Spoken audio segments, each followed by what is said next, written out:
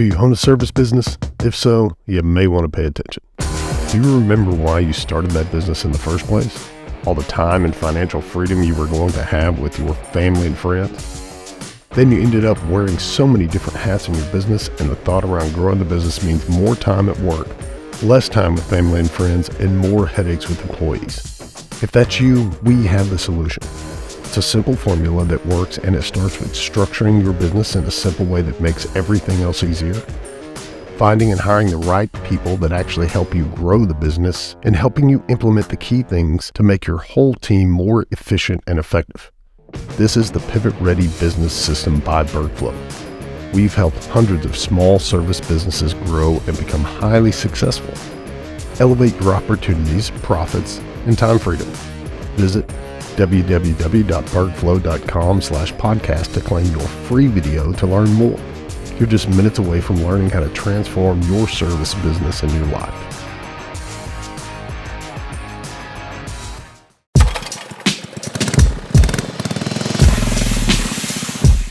Hey, welcome everybody back to the Under Pressure podcast.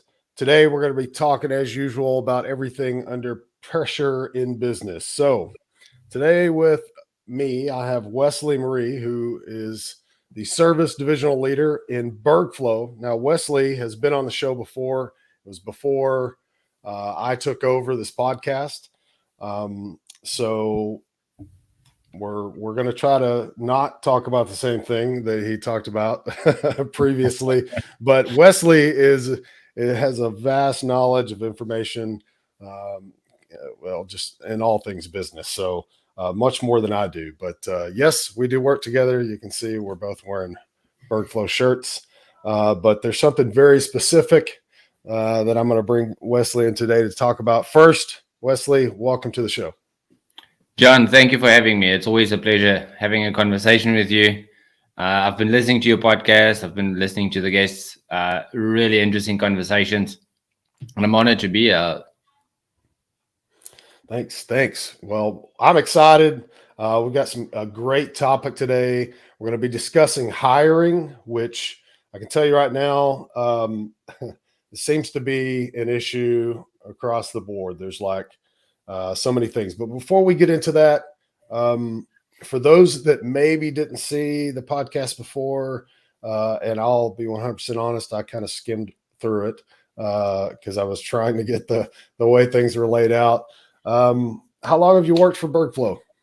So I moved to the United States from South Africa. That's where the accent is from. Back in 2019. I've been with BERGflow ever since. Started off on the special projects side of BERGflow, helped get a couple of things off the ground, and then moved into servicing. And then today I'm service leader for BERGflow. Yes. That's awesome. Now, the guests who come on and I've had a lot of people on that are BERGflow clients, some that are not. But there's a lot of people out there, although we've kind of touched on it, Under Pressure podcast, it's just a podcast. So for those of y'all watching, yes, we both work for BERGflow, but I haven't really dove into all the details behind BERGflow or what we do at BERGflow. I think they can start to kind of pick some things up, but why don't you tell me what exactly, kind of in a nutshell, does BERGflow do? So BERGflow in a nutshell, is a coaching and consulting company. We specialize in helping service-based companies grow and scale their business, primarily through bringing in a strong leadership team. We've found on numerous occasions, businesses kind of tap out at the CEO's capacity. And then there's too many reports directly to the CEO. There's too many tasks that the CEO or the owner is responsible for. And the next level of business, if you're looking to go to $1 million, $5 million, $10 million, the success of your business is going to depend on how strong the leadership team is that you built. That's what we specialize in, is helping you hire, train, and develop those leaders. Nice. Now you mentioned like million and 3 million. What about these listeners out here who are like, dude, I'm like scratching at 150,000, 200,000, lower process? Are you guys helping them at all? Yes, we actually have memberships in BERGflow that specializes in helping those SaaS clients. Obviously, the challenges are different. Affordability is different. The challenges are different. We've found that the majority of service-based companies kind of find their voice or their existence through the servicing side. There was a technician, and then the technician kind of said, well, I don't want to work for John anymore. I want to go do this by myself. So I want to be Chuck in the truck. And then Chuck in the truck gets so busy that Chuck has Tom that works with Chuck. So now Chuck is not Chuck in the truck anymore, is Chuck the business owner. There's some unique challenges towards the 100, 150, 200, $500,000 businesses that if you don't set your business up for success at that level, we've seen that companies had to break down things within their company because they've built it wrong. And I'll give you an example of that. A lot of businesses, the owner is the source of intelligence. They are the skill. So all roads lead to Rome. So anytime there's a challenge in the business, you as a business owner get the phone call. Whether you're servicing a client on a growth call, in a management meeting, trying to deal with a bank manager, the technicians are phoning you and say, hey, we dropped a ladder on Mrs. Jones's car. What do we do? So there are different things that you have to overcome when your business is at that level. The sooner you can distinguish the different roles in your company. So I often hear people say, well, I do everything in the company. Yeah. And that's true. You do everything in the company, but all of those are functioning as tasks within your business. Growth is a task, which inevitably is the thing that you want to focus on the entire time. Specifically at $150,000, $300,000 business, you're pretty much living out of your business. So every time the phone rings, you answer. Every time there's a message that comes in, you answer. And we spoke about that earlier this week on one of our coaching calls with this specific demographic of client is if you don't build in disciplines around some of the different functions of your business, meaning growth as a function, operating, meaning the management of the business, or servicing the actual technical component where you exchange time or effort or product for money. Knowing how much time you spend in each of those boxes is probably the best place to start. Is take stock and say, how much time am I spending in these different components of my business and what's really going to give me the next thing? Spending more time doing technical work, when a window is clean, a window is clean. You're not going to get paid more for a super clean window. If the window is clean, the standard has been met. You can only wash so many windows in a day. Yeah. Yeah. I bet those guys wish they could get paid a lot more for super clean. Well, so you're probably speaking a lot of this language to these guys. I mean, I know there's got to be a lot of these guys listening and they're checking in on this, and that's what they're hearing. They're like, man, I'm filling all the roles. I'm having to jump from one to the next to the next. I was just talking to a guy today, and he was in the same position, and that's a very living there can be I'm certain can be a very frustrating thing. And that's going to kind of lead us into what I want to talk about today. So solving that problem, obviously at some point you got to solve the problem. And like you said, Chuck in a truck becomes Chuck the owner in the truck with Bob, the technician that's with him. And then it just goes on from there.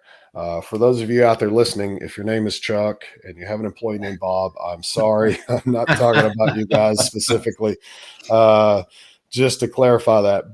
But maybe we are. So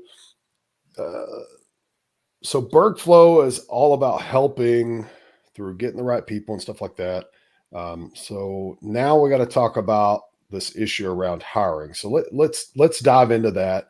Has BERGflow, and you're talking to clients and you're servicing clients currently who have, I don't know, what kind of businesses are we talking about here? Are we just talk like what is it? So chugging a truck, what kind of truck? What are they servicing?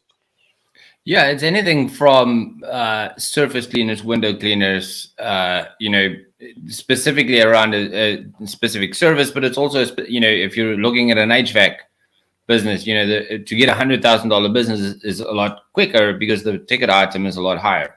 You're still faced with the same challenges. Ultimately, you've got to decide for yourself, why did I start this business? And for the most part, it is either, well, I don't like working for John anymore. I want to go do this by myself. I want the cream that comes with a pie. Or you're saying, I actually want to build something that gives me time and money freedom.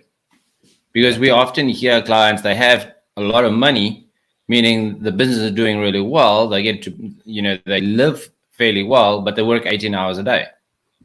So there's money, but no time freedom. And then on the other instance, when you talk about the off season, you might not have a Christmas light business. You might have a slow season, winter season. You don't have as much money, but you do have more time. And what people often I see where they miss it is they don't consider the cost of switching between these roles. And there's always a casualty when you switch. We spoke about it. Everybody goes on Facebook because they do Facebook marketing. But are you really spending 2 hours on Facebook marketing, or are you spending 10 minutes marketing and, an hour and 50 minutes scrolling videos about kittens, or checking out what the competition's doing, or looking for where can I buy chemicals cheaper, or where's the cheapest squeegee coming from, or what show can I go to?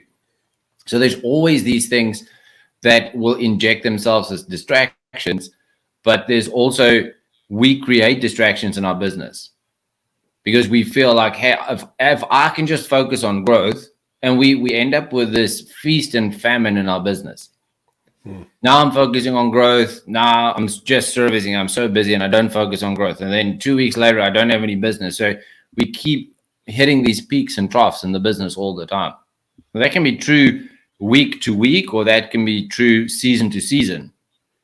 In the busy season, the rainy season, cold season, your business is always going to experience these peaks and valleys. The discipline around executing these different roles in your business is what's going to flatten that curve a little bit, or that jaggedness of the peaks and troughs. Well, and I'm sure for a lot of these guys, they want to hire, right? And that's where we're going to take this next is talk about hiring, getting those right people in the right roles, like you talked about. Has BERGflow seen, or like the clients you're talking to, or ones that you just know, have you guys been hearing and seeing anything around hiring? Is hiring tough for these guys? Man, hiring is tough. If you run a service-based business, you're most probably paying you guys by the hour. And because that's how the money is generated, by the hour. So the tendency is to pay people by the hour, and it makes economic sense for your business. Sure. If you're at $15, $18, $20, $25 an hour, you're competing with McDonald's and Buc-ee's and these guys. So there's such a gluttony of that in the market that people are not really wanting to say, hey, am I building a career, or am I just paying myself a salary? Right. So when they hire, so there's a couple of things about hiring that people need to understand. One, if you're just hiring people to do tasks, and all they do is tasks, and then 5 years down the line, this guy's not showing up, and you're paying him a bonus just to show up. You've taught them, hey, just show up for money. When you talk about the mindset behind hiring, it starts with knowing what it is that you want in the first place. Well, let's back up a second. So, didn't mean to cut you off, but no. I will continue rambling unless you stop me. So, but these guys, like, they're probably hearing this. They're like, look, I just need a guy like right now to go out and grab this squeegee or this power washer, or to put this tool belt on and go do the stuff I need them to do. That's all I need. I don't need to spend a lot of time with these people. I just want them to do the job, and I need them tomorrow. Yeah. So or actually I needed them yesterday for half of these guys, especially when the busy season hits, right? So, so you were really talking like, well, these guys, are they really thinking about that? Why should they be thinking more along the lines of, what are the motivations? Why should they be thinking any more than like, I just need a warm-blooded body? Yeah.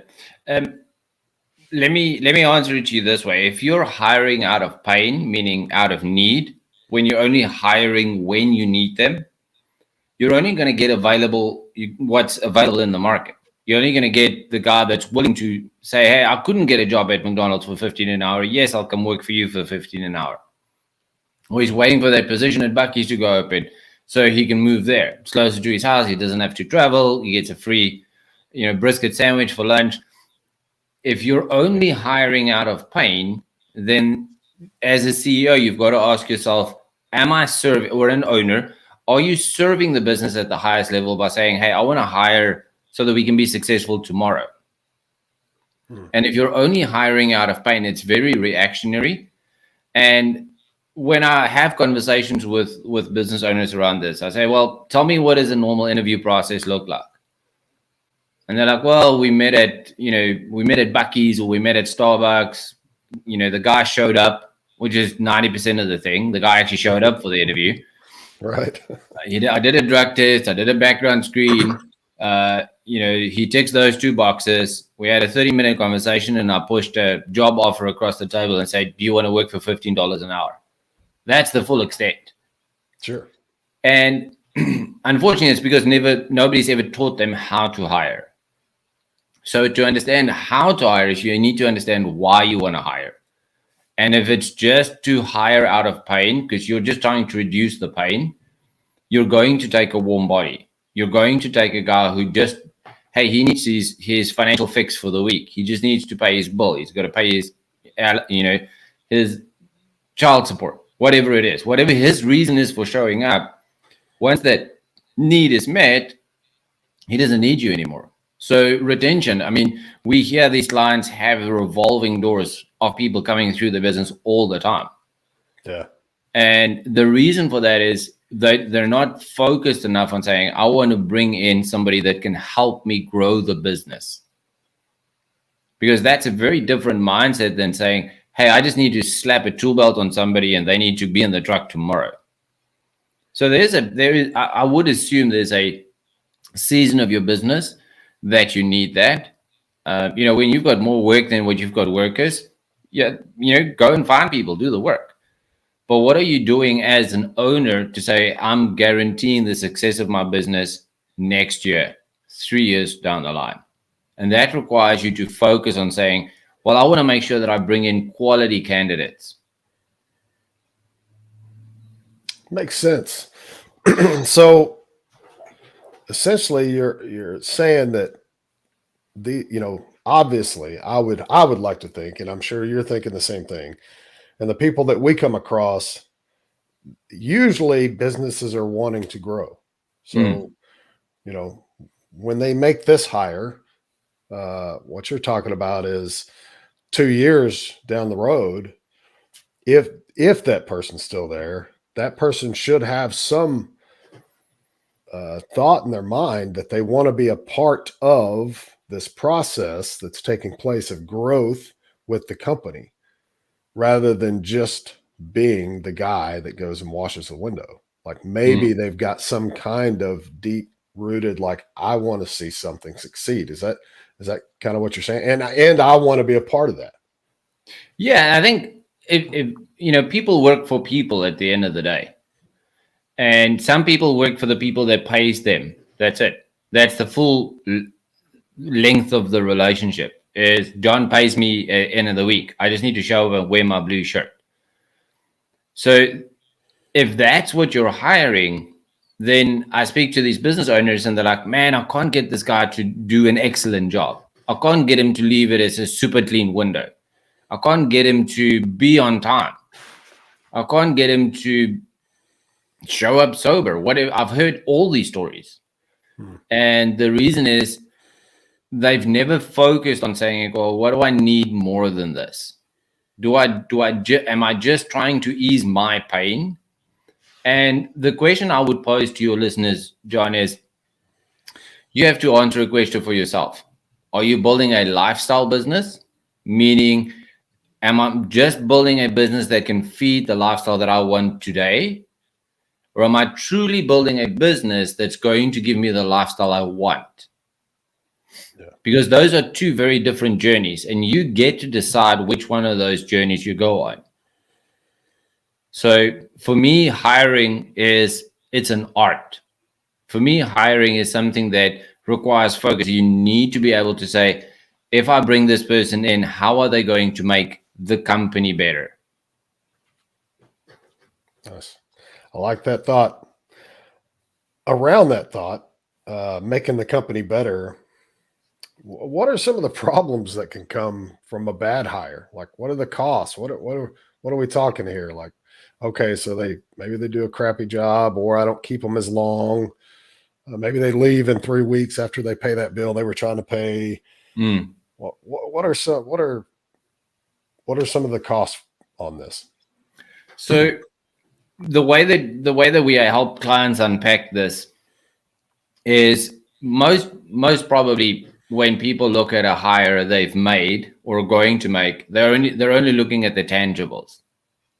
And this guy's $10 an hour. I paid him 8 hours a day. That's $80 a day. That's $360 a week. And so that's what I lost this week is $360. Yeah. But there are intangible costs to your business. One, how much time did you spend training that person? How much time did you spend hiring that person, finding that person? What is the reputational damage to your business? What is the loss of carry forward momentum? Because you were selling business this week that you can go and do next week. But now this guy doesn't show up. And guess who goes back with a squeegee in his hand? You. Yeah. So it's not just the actual capital lost on what I paid that person. If you had to put a number to it, most people will say, well, if I make a bad hire, it's a month's salary. We say, no, it's close to about 6 months' salary, what it actually costs your business. Because if you quantify loss of carry forward momentum, training, equipment, gear, whatever it is, if you factor in all those things, your time spent, because now all you're doing is you're rehiring the same person over and over and over. And we've got a client that we've been working for many years with. He hired his first technician 17 times. 17 times he hired his first technician because he hired a guy, didn't work out, fired him. So it took him 17 tries to get it right. Wow. And it's hard enough to run a business. Now you're taking these emotional hits saying, man, I just can't find good people. Where do I go to find good people? The other side of that, ask yourself the question as a listener today, would you go and work for your company? And if your only answer is, yes, I pay $15 an hour, you're competing with massive billion-dollar blue chip companies. That's what McDonald's does. You've got to sell something more than just $15 an hour. Right. So that's why on our shirts it says, build something worthwhile. Build a company that people want to come and work for. And that as a business owner, you have the responsibility to say, if John works in the company and Wesley works in the company, and I'm letting somebody else in the door, what is the collateral damage by bringing in the wrong person? So there's so many cost factors, tangible and intangible, by bringing in the wrong person that it can be detrimental to your business for much longer than just, hey, I lost a week. Yeah, that's truth. That's speaking truth there, Westley. Because I hear it. So obviously I hear it from some of our clients, but I just hear it from other people. I've got buddies, back home with businesses, and that's what they're telling me. Like I I'm just trying to get these guys in to do this job, and then they don't work out, and I'm doing it over and I'm doing it over, and it's just this repetition, and they just don't get it. They don't understand why, and they always ask me, like, where, like you said, like, where are these good hires? How do I find them? What's the magic sauce, or where's the magic that I can put? What words do I say in my ads, and all these things. And so around that, since I'm hearing it, and obviously it's happening, and we're seeing it at BERGflow and some of the companies. What are you guys doing? Like, what do y'all do to help companies hire successfully? Like, what do y'all do? So I would say the foundational place to start is you have to change the mindset around hiring. If you're only looking at hiring to say I'm finding more task doers, you're going to fill your world with peons, like on a chessboard. And there's going to be, what happens when you've got 2 guys? What happens when you've got 4 guys and 10 guys? And all of a sudden you've got 20 guys all phoning you and saying, hey, I dropped a ladder on Mrs. Jones' car. So you're not building a business in the true sense of a business. You're just creating a bunch of little mini-me's all around you. And each of them are hungry. Each of them want to be fed. I'm not talking about financially. I'm talking about, hey, I want my 5 minutes with John. Hey, tell me what to do. Because if you're teaching the people around you to, hey, move when I tell you to move, what happens when you don't tell them to move? Is they stop. They don't move. Yeah. And then you're like, man, why is this guy's not moving? It's like, well, you didn't tell me to move. So you work yourself into a non-functional business. You build your business because it becomes dependent on you. And I'll pose this question. You guys can answer this for yourself. Are you building a business that you can walk away from today for a week and the business continues without you? And if you can't say yes, you're just self-employed. You are just an employee of your company. Yes, your name's on the LLC, your name's on the bank account, and the checks come to you. Ultimately, you just work for your own company. So our approach to hiring is changing the mindset around that. Because if you understand why you need to find better candidates, why you need to look at your business through the SOG model, which I keep referencing. So that's services, operations, and growth. If you can start seeing your business as a business, not as an extension of your work, that's the starting point to changing the mindset. Nice. So a lot of these hires are potentially, at some point, there's a chance that they could even be good candidates, or maybe even pushed or used in a leadership role. You guys see that sometimes? Absolutely. And the number one thing that I have conversations with clients around that is, people say, well, how do I find these good people? I keep finding these bad people. Is when quantify for yourself or clarify for yourself what is good and what is bad. Then ask yourself, why am I having conversations with these bad candidates in the first place? And you need, if you want to identify good, you need to be able to articulate good. Because what you focus on expands. If you're looking for good people, it can be the server at a restaurant. It can be the guy who works for your competition. So let's say you and I both ran window cleaning companies and we both pay $15 an hour. Okay. And Chuck wants to come work. Who's he going to work for, me or you? What's the differentiator? Well, John's office is 5 miles closer than Wesley's office. Do you really want that to be the deciding factor? Are you saying, hey, man, if you come and show up here and you help me turn this $300,000 business into a 450 or to a 400 or a 500, whatever it is, if you help me grow the business, there's opportunity for you to earn more, to be more, to have more, because it's true for everybody. everybody wants time and money freedom. Yeah. Some people are willing to start a business in pursuit of that. Other people want their employer to pay their way to that. So the guys who elect to have their employer pay their way to that, we've seen them. History is littered with them. It's called pensioners. They work for 65 years so that they can start enjoying their life. So you have to, for yourself, say, what's it going to take for me to change my business around? And just hiring warm bodies to fill seats, you've done that for the last year. So an interesting thing, that guy who hired the technician, his first technician 17 times, he was in business for 10 years.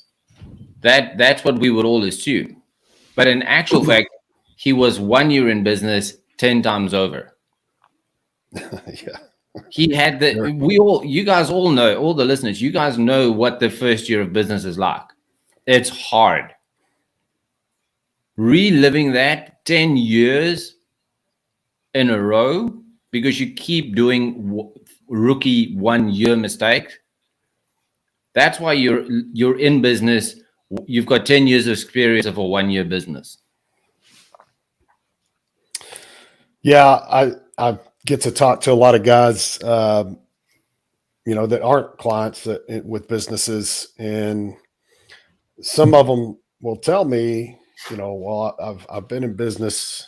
I don't need help with business. I've been in business for 10 years, 25 years. And I'm like, oh, that's great. That's awesome. You've actually kind of broke through the percentage because there's so many, like, I think it's something like 60% of businesses won't make it past 10 years. So that I'm always like, man, that's fantastic. What are you guys revving? How many employees do you have? And they're like, well, 250,000. And there's a part of my mind that I'm like, not that that's bad, guys. So if you're listening out there, that's great. But 25 years of work or 20 or whatever it is, and you're at 250,000. We're seeing guys who are learning and growing, and they're 5 years in, and they're at $1 million, and they're because they're not stuck. And these guys were like, "Well, I don't need help. I don't need to learn anything." And I never try to be rude, but I'm like, we all need to learn something, right? Because we don't know what we don't know. And that's part of the problem is we think we know everything, but if you knew how to get there, if you really knew how to be a successful business owner and really push that, I feel like these guys who are at 250,000 for 20 years, there are companies out there that are making millions in that same industry, millions and millions of dollars. So yeah, I think that learning portion of this is so important. And it sounds like BERGflow is one place that clearly you guys have some methods. Y'all have some stuff in order and in place that you can coach on. So when it comes to the hiring, do you have something specific? Like, do people have to be clients in order to learn about this cool hiring process where they're thinking deeper than just the next warm-blooded body that will actually come to work for me? Is there something more, and what is it? So when you're talking about skilling yourself, when you guys started your businesses, did you go into business saying, hey, here's my business handbook, this is how I hire, this is how I do this is how I do it? No, you start by saying, this is how much what's my revenue, what's my expenses, what's my pay. It was a simple 1, 2, 3 formula that you started your business with. You might be at $250,000, $300,000. You're probably still following the same process in business development. When you're talking about hiring, as I said, it's an art. It's a skill that needs to be developed. So BERGflow's got a training called TAS. We like abbreviations. Dirk likes abbreviations. So sometimes we have abbreviations and we can't figure out why we abbreviated or what it meant in the first place. So TAS is Talent Acquisition Systems Training. That's a training that we host. We actually have a live one of that coming up in a couple of weeks, where we actually teach you how to have interviews. So a traditional interview, and I see this a lot because one of the things that I train is behavioral analysis, actually getting to understand human psychology and leadership. But sticking to what we're talking about, Taz, a lot of people, when they look at acquiring talent, firstly, talent doesn't even feature. They're like, hey, I'm acquiring hot bodies. Yeah. So firstly, articulate for yourself what is talent. Identify, how are you going to identify talent? Where are you going to come across it? If it smacked you in the face, would you be able to recognize it? If you are really in pursuit of talent, you can go to your competition and take their top technician and say, hey, come and work for me because I have a better opportunity for you. Maybe not more pay now, but we can maybe grow you into a leader. Maybe you get a company vehicle. Maybe you get benefits, whatever it is. So developing a system around hiring is what we call TAS. Traditional hiring systems is I look at the guy's resume, I do a background screen or a drug test, whatever it is. Is the guy willing to work for what I'm offering? Boom, that's it. What a lot of people don't know is a resume is a autobiography at best. Right. I get to decide what's on my resume. I can tell you that I was the president of Venezuela for a day because I get to write that resume. So I can put whatever I want on there. The only thing you should be looking for in a resume is somebody that's had upward trajectory in their life. Because then if this person is an upward trajectory, all I have to do is divert them into my lane and they're going to take my business with as they grow. But if they flatline for the last 20 years and they're like, man, I want to come work for you, you know that for the next 20 years, they're going to flatline in your business. So developing a system around hiring is really, really important. And it starts with understanding what is my expectation when this person shows up. How do I have interviews? Whoever taught you interview skills? I can go on the internet today and there's a course that I can buy. It's called How to Get Any Job. And people go to that and they teach them interview skills. And so people show up inauthentically to these interviews. And then the first day is like, man, I didn't know that this guy was scared of heights. Or I didn't know that this guy was allergic to Dawn dish soap. Whatever it is. So these things pop up after the offer was made or after the person started. If you develop a system on one, you should always be hiring. Doesn't mean that you make an offer to the person.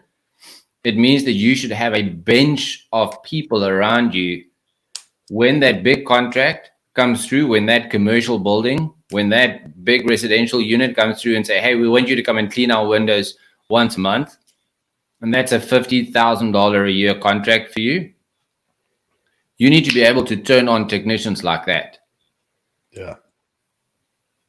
So when you hire out of pain, sometimes those bigger contracts bring that pain about, but it's also an opportunity. If you're interested in growing your business, look for those opportunities to grow your business, but also have a bench of talent. I always equate it to milk. We all have houses, we all have fridges, we all have milk in our fridge. For those of us who have kids, I do not like it when I get to the fridge and I pick up the milk jug and it's empty. Because then I'm not having my coffee. Grumpy Wesley wakes up. I have to go to the store and buy some milk. Fortunately, I have a wife that sorts that out. Your business is nothing different. If you get to the point where you need to hire today, you will accept subpar talent just to take the noise away. But if you're building a talent bench around you, that's what talent acquisition systems teaches you, is how to build a talent bench of people around you. That at the drop of a hat, here's an opportunity. Man, I couldn't afford John, but now that I've got this big contract, John, come on. So just so that you guys know, John has been on our talent bench for almost a year. Yep. We started having conversations with John long before we actually made him an offer. He's been on our talent bench for a long time. When the business was ready to bring him in, it's easy. I just take the milk jug off the shelf and I'm like, here, now we have what we need. So that's what talent acquisition system teaches people. Nice. So if I want to go and I want to learn how to find this talent, and then I want to learn how to attract them and hire them and do all these things, which is this TAS, talent acquisition systems, like who should attend this? Is it just the owners? Like who needs to be coming to this? Well, I would say it is dependent on where your company is. So refer back to Chuck. If it's Chuck in a truck, you can't send your technician because he's not going to know why he's going there. So Chuck needs to come. Yeah. If you're needing to develop skill around hiring, then you better be there. But if you've got some people around you, like a service leader or a lead technician that's going to be responsible for hiring more technicians, I would say your lead technician needs to be there. Because remember, his position in your company is based on a technical skill. How quickly he can climb a ladder, how fast he can wash a window, how far he can reach a pressure hose, whatever it is. Those are all technical skills. Yeah. He's only ever been the recipient of interviews. What you're now doing is you're giving him your half-ass system to say, well, this is what I did in the past. We look at the resume, we do a drug test, we make an offer. And again, it's that first year in business habit that gets repeated. And you're like, man, I don't know why my lead technician can't hire good technicians. I wish I had 50 technicians. But if you don't invest time for that leader to learn how to have good interviews, because part of a good interview is it sets the basis for leadership development. In order to be able to make good hires is one part of it, but in order to be able to lead people, it needs to start somewhere. Yeah. And we can transfer skill. I was never able to drive a car. When I was 16, I learned how to drive a car. So I acquired the skill. So skill is something we can always develop. Attitude is something that the person either shows up willing to learn, willing to grow. I can't change. Yeah. So that I would say, if you had to ask me, Wesley, what's the secret sauce? What makes a good hire is look for attitude, train for skill. Wise words. So owners, leaders, they should be attending this. Anyone that's going to be possibly they're already doing hiring or potentially will be doing hiring pretty soon in the future.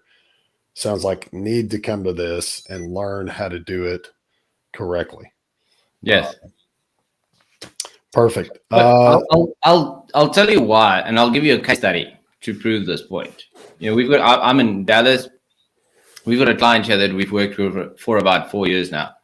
When we started with them, they were about a $600,000 a year company, which at the time was, everybody would accept that's a fairly sizable company. They had 14 people in the company. They've really invested in their skill to hire. Today, that's a $12 million company with 130 employees. It's good. That's a great example because that's and how long did that take? 2019. We started working with them in 2019. Wow. Yeah. So in a span of 4 years. Yeah. That's not a lot of time for a lot of growth and a lot of building. That's awesome. That's amazing. And they're a great company. So you've seen this work, you've witnessed it. And obviously you guys know I work for BERGflow. So yes, I've seen it. I'm seeing it now. People who have attended this. and working through this. I'm learning how to get the right people in the right places. And it's like any other, it sounds to me like it's like any other talent. And it's something that before I came here, like I didn't really think about people hiring. I didn't think about the process of hiring because, like you said earlier, I always just kind of assumed, okay, you get information from people who might be interested or supposedly have the skills or looking for the job that, and most of the time, a lot of it had to do with even like pay. You know, what do people look for? The first thing they're gonna, they're looking through the ads and, they're scrolling Indeed or they're looking, how much does it pay? How much does it pay? How much does it pay? But there's got to be something deeper. There's got to be something more. And I think this training, I feel like, is something that every business owner and their leaders should have in that service-based world. They should have that under their belt. So I'm a numbers nerd, so I'll give you some stats. How much time do you think a applicant or a candidate spends reviewing a job application? That one that took you all night to write, or you spend the entire weekend to write out the job ad on LinkedIn or ZipRecruiter or whatever. How much time do you think people spend reviewing that application? 30 seconds. You're not far off. 47 seconds max. 47 seconds. You know what they look for? Is most of these job posting sites, they have filters at the top. So they filter them by income and they filter them by title. Yeah. Not skill, opportunity, nothing. So, hey, I'm earning $10,000 a year now. I want to earn 20. So I set my filter at, I don't want to see positions under 20. And I was an operator before. So I'm going to type in operations positions. And you know how many resumes I've seen from crane operators applying for a director of operations position? And I'm not, you have zero skill. I'm not saying that you should have all the skill, but at least have one skill relevant to this. Yeah. We had that client that I spoke about that runs the really big company that's been so successful at hiring. They hired somebody and they went through an abbreviated version of a hiring process. This was early in the day. And this elderly lady showed up.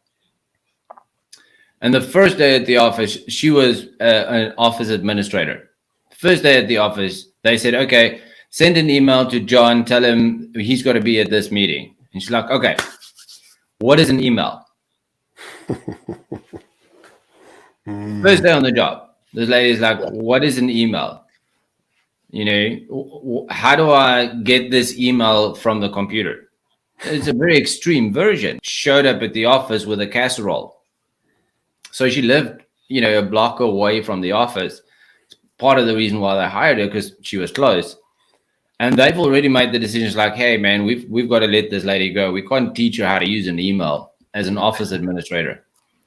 On the day that she rocked up with a casserole is the very same day that they had to let her go. And it was raining. So this poor old lady walked to the office in the rain with a casserole. And when she got to the office, they're like, hey, sorry, we're going to let you go. And she had to walk home with a casserole in the rain, being fired on day 2. Man. So, you definitely want to avoid that situation. That's harsh. That's hard. Yeah, that's somebody's grandmother that you just pushed away in the rain with a casserole in her hand. Oh, yeah. So when it comes to hiring, John, we've seen the companies with the best teams will win, hands down. You can if you're only competing in the market on price, prices are raised to the bottom. Because eventually you're going to get to cost.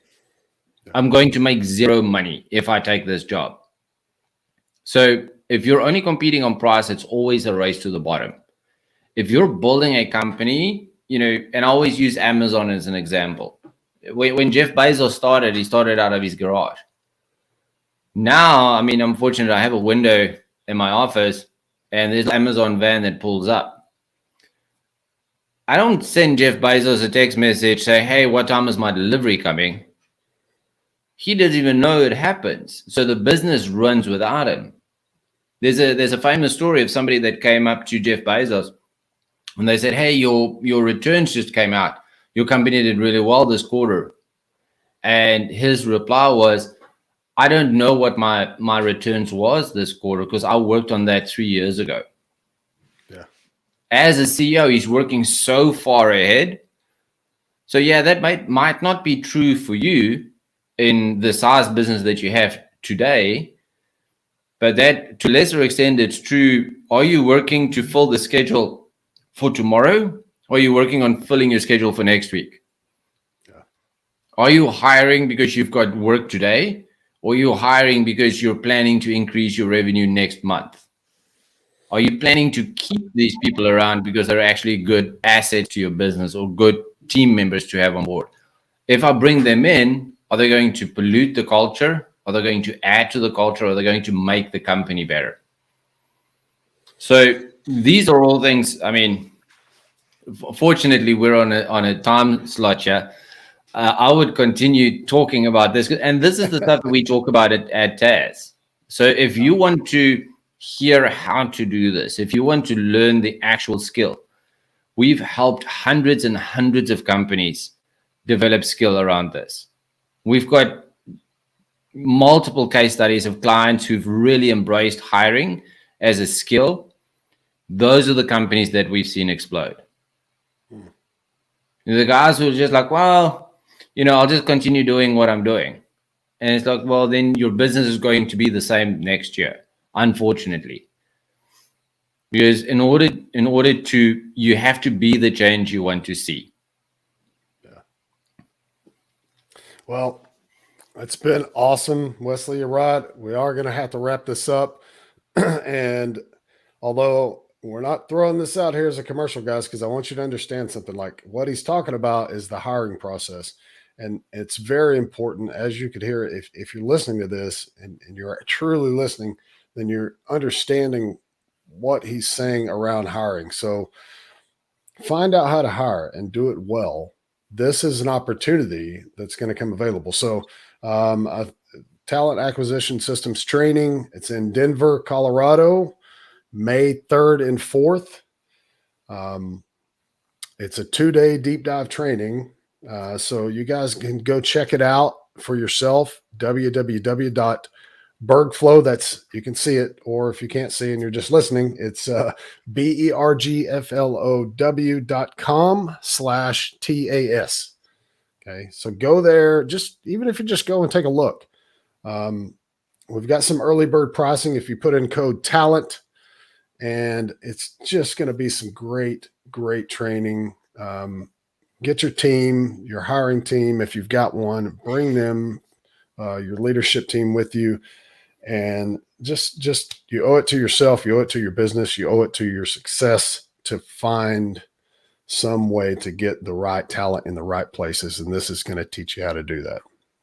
Yeah, I think, John, I think that's the key for people to, and if I can leave them with one takeaway, is you have to have the right person in the right position with the right motivation. You can have the available person in the right position with the wrong motivation. The formula is not going to work. Yeah. It is, we've all heard the saying, right seat on the bus. It's the right person for the position, in the right position in your company with the right motivation.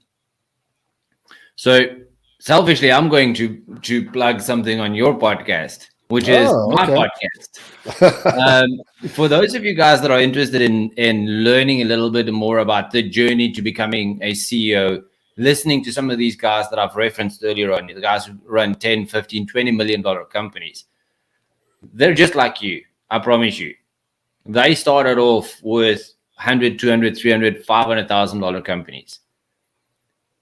I unpack some of that journey with them on the road from technician or owner operator to CEO. And through various discussions with lots of people, it's becoming very evident that it has to be a concerted decision to get there. You're not going to end up there by default. So if you guys want to listen to that, it's called Technician to CEO. John will put the link in this podcast as well. Would love you guys to listen to a couple of episodes. Yep. Awesome. Excited. You guys need to go check that out. Continue listening here on Under Pressure. Go and check out Technician to CEO. It's going to be dropping soon. Really excited to hear some of that myself. Some of these guys I know, some of them I don't know, so I'm pumped. And I want to hear about those journeys and what took place there. So, Westley, thank you so much for taking the time to come on and tell people about this hiring process and talk a little bit about BERGflow and this entire what you guys are doing for people out there, these businesses that are really trying to work hard and grow. So I'm hoping you listeners are really going to enjoy this. I know you will. And say so, go on, make comments, download it, tell your friends about it, do all the stuff that you need to do so that everyone can share this and they can hear this great drop on information about hiring. So, Westley, thank you so much. For everybody out there, this wraps up the Under Pressure podcast, where we talk about all things business under pressure. Have a great day. Ciao.